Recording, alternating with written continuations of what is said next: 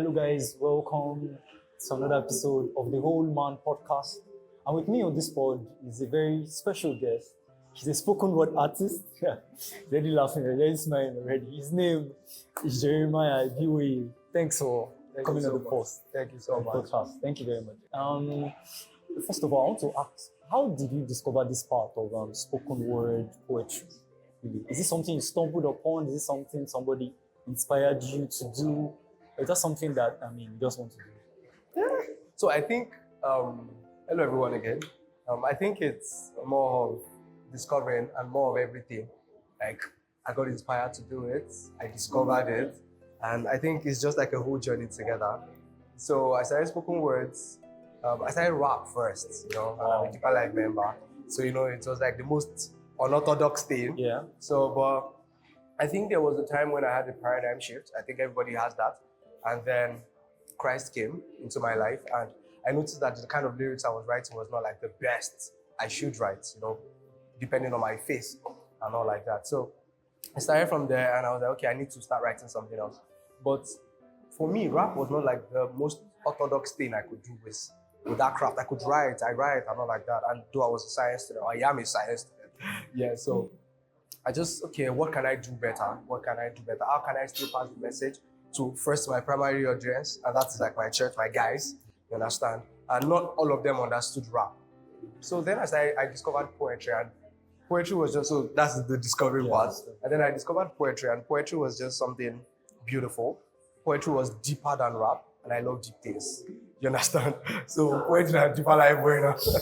I'm sorry about that. So yeah, poetry was just deep for me, and like, there was something I wanted to understand. I wanted to get better at. So I started doing poetry. I just converted it to poetry. So instead of writing basic rhymes, I started learning poetic devices. I was never in the arts. I think the most I did about poetry or whatever had to be in GS3. After GS3, that was like the end of it. So I started learning poetic devices and then putting them together. And then I met a wonderful young man, Justice Adiwara. If you see this, I always give him that kudos. I met Justice Adiwara, and Justice Adiwara is a spoken word artist.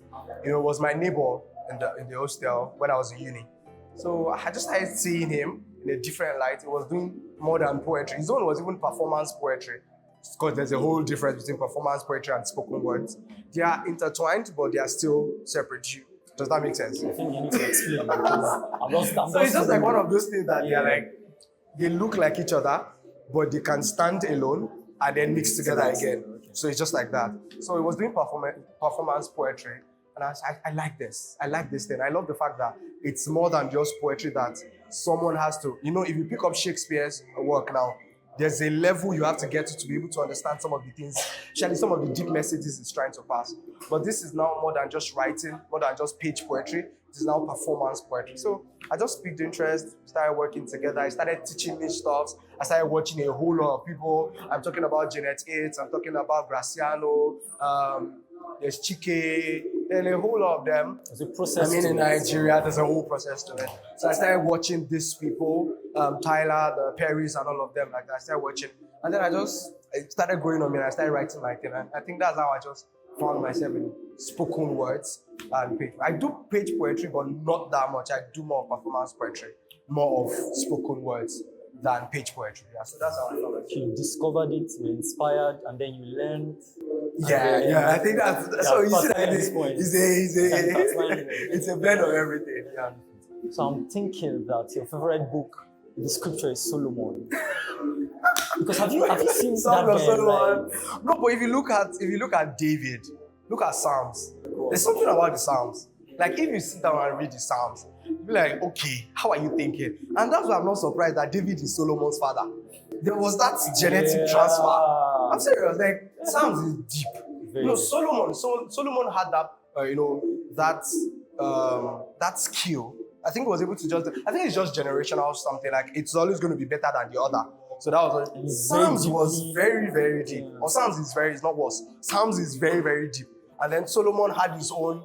He added more to it. He has this kind of descriptive sort of juice.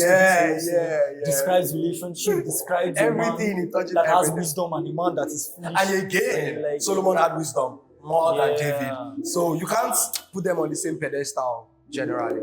Yeah. Oh, that's very good. That's very good. So you need to discover, who you are basically, and you spoke about uniqueness. Yeah. Uniqueness. Because the theme for this year's Whole Man conference is about emergence. Yeah. And I believe one of the features of emergence is uniqueness. Yes. Yeah. Personally, I believe that there's this popular thing that people say. I mean, when it comes to musicians, especially artists and everything, and it pisses me off. Not pisses me off, but like I'm not like the best fan of it. They say, "Oh, you sound like Michael Jackson. Oh, you sound like Nathaniel Bassey." I don't like it. I don't like to sound like someone else. I don't want to sound like someone else. I can learn from that person and then discover myself from it and have my own uniqueness. But I want to sound like Jeremy. Like I want to be me. I've listened to I still listen to like a whole lot of spoken word artists, and people still tell me that you are not like this person, you are not like this person, or I've heard it before. Somebody said I sound like this person. I hated myself. Like no, I don't want to sound like this person. It's not a bad thing. The person is a good model and everything, but I don't want to get lost in someone else's shadow. You know, you could have told Moses and Joshua that Moses was like Joshua. You know, he trained him basically. But no, at the end of it, even the way God dealt with them was different. Moses' own was rod and his mouth.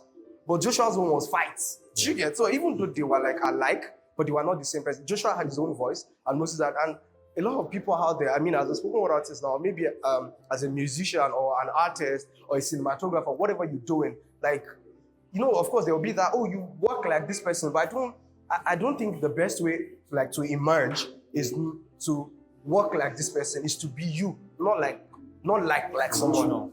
Do you get? I think if you are aspiring to be like this person, you will forever be lost in that person's shadows. Forever they're going to be talking about that person before they talk about you.